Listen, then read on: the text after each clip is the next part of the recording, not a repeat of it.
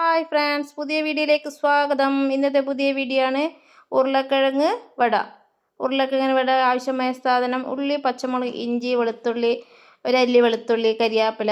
ഉരുളക്കിഴങ്ങ് തോല് കഴിഞ്ഞ് ചോപ്പ് ചെയ്യുക. 2 തവണ കഴുകിയതിന് ശേഷം വെള്ളം ഊറ്റിയതിന് ശേഷം നമ്മൾ അവിടെ എടുത്ത് വെച്ചിരിക്കുന്ന ഉള്ളി, പച്ചമുളക് അതെല്ലാം അതിലേക്ക് ഇടുക.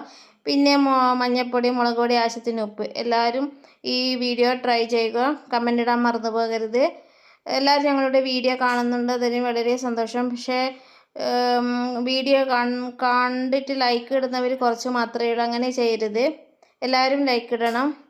അതിനുശേഷം നമ്മളിതിലേക്ക് കുരുമുളക് പൊടി ഇട്ടതിന് ശേഷം നല്ലോണം യോജിപ്പിക്കുക. യോജിപ്പിച്ചിട്ട് 2-3 സ്പൂണ് മൈദപ്പൊടി ഇട്ടിട്ട് നല്ലോണം യോജിപ്പിച്ചിട്ട് ആവശ്യാനുസരണത്തിലുള്ള ആകൃതിയിൽ നമ്മൾ പാൻ അടുപ്പിൽ വെച്ചിരിക്കുന്ന ചൂടായ എണ്ണയിലേക്ക് ഈ ബാറ്റർ അതിലേക്ക് ഇടുക. സൂപ്പർ ടേസ്റ്റാണ്. എല്ലാവരും ഒന്ന് ട്രൈ ചെയ്യുക, മറന്നു പോകരുത്.